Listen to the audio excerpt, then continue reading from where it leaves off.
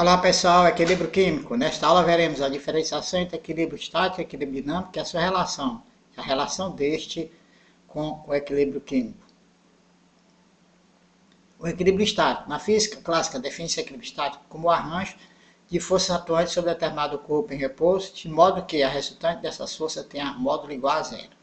No cotidiano, basicamente, tudo que está em repouso perante os olhos, nosso ponto referencial padrão, está em equilíbrio estático, como um aparelho de TV sobre uma estante, uma cadeira, um livro sobre a mesa.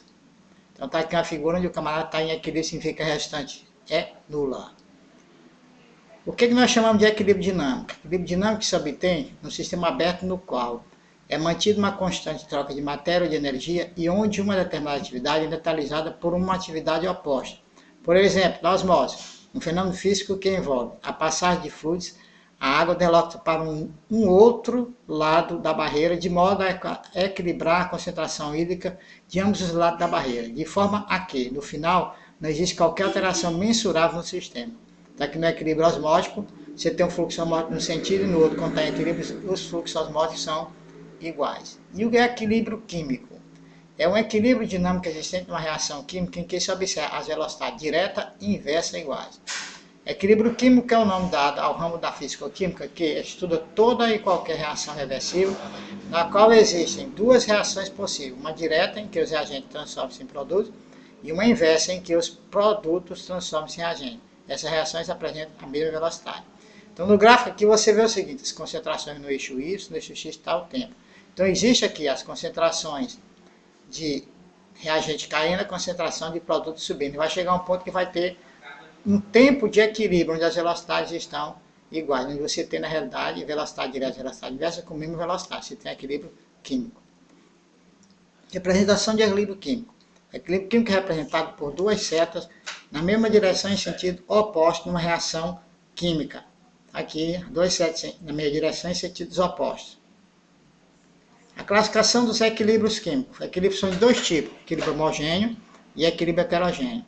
E equilíbrio homogêneo são aqueles onde os reagentes e produtos se encontram numa mesma fase ou no mesmo estado físico. Por exemplo, aqui você tem nitrogênio gasoso, hidrogênio gasoso e amônia gasosa. Equilíbrio heterogêneo são sistemas onde as substâncias se encontram em mais de uma fase ou de um estado físico. Por exemplo, aqui você tem o carbonato de cálcio sólido, o óxido de cálcio sólido e o gás carbônico gasoso.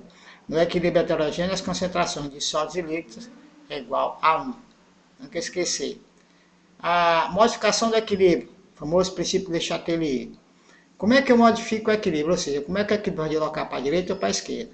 Todo sistema reversível tende a um estado de equilíbrio. Uma vez atingido o estado de equilíbrio, este é mantido a menos que se provoque alguma alteração no sistema.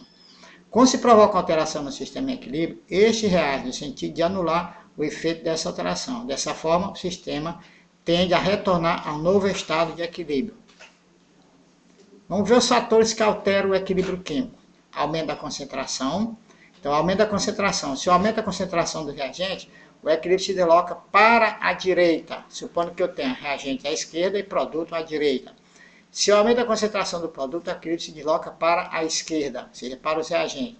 Na diminuição da concentração, se eu diminuir a concentração dos reagentes, o equilíbrio se desloca para a esquerda, para os reagentes. Se eu diminuir a concentração dos produtos, o equilíbrio se desloca para a direita. O aumento da temperatura favorece a reação endotérmica, ela absorve calor. A diminuição da temperatura favorece a reação exotérmica. Aumento da pressão favorece a reação em que há contração do volume. A diminuição da pressão favorece a reação em que há expansão do volume.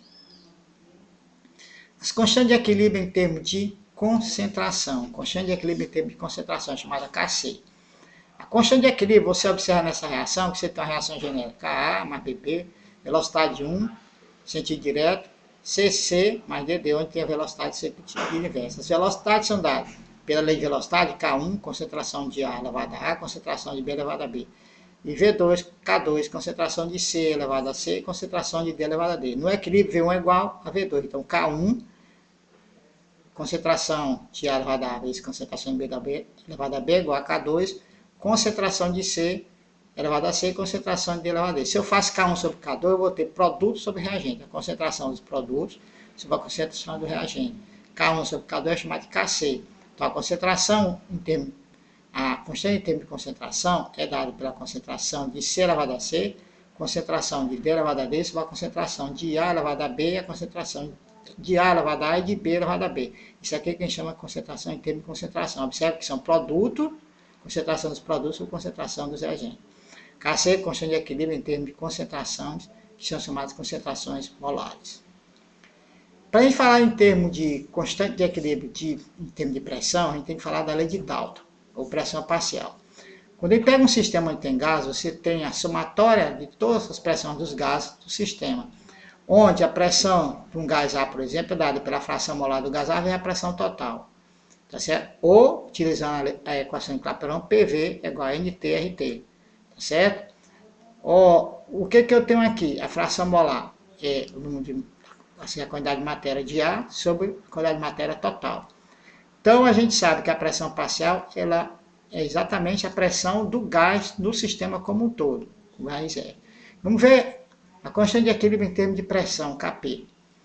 Muitas vezes é mais conveniente medir pressões em vez de concentrações dos gases. Então, PV, você está sabendo que é P é N vezes RT, ou seja, P, concentração molar, RT. Para a reação genérica, portanto, você tem que a concentração em termos de pressão é a pressão parcial de C elevado a C, pressão parcial de D elevado a D, pressão parcial de A elevado a A sobre a pressão parcial de B elevado a D. Em qualquer processo sempre é o mesmo. O produto das concentrações dos produtos, elevado ao respectivo coeficiente de equações balanceadas, estequiometricamente balanceada, sobre o produto da concentração da pressão dos reagentes, também elevado aos coeficientes estequiométricos da equação balanceada. A relação que existe entre a constante de equilíbrio em termos de concentração Kc e a constante de equilíbrio em termos de pressão Kp. Essa relação ela é dada como Kp igual a Kc elevado a Kc vezes RT elevado a ΔN. Esse ΔN aqui é a variação da quantidade de matéria entre produto e reagente. Se isso aqui for igual a zero, Kc é igual a Kp. É a única situação que você tem de Kc igual a Kp ou Kp igual a Kc quando esse ΔN é igual a zero. Um abraço a todos vocês, que Deus seja louvado na nossa vida.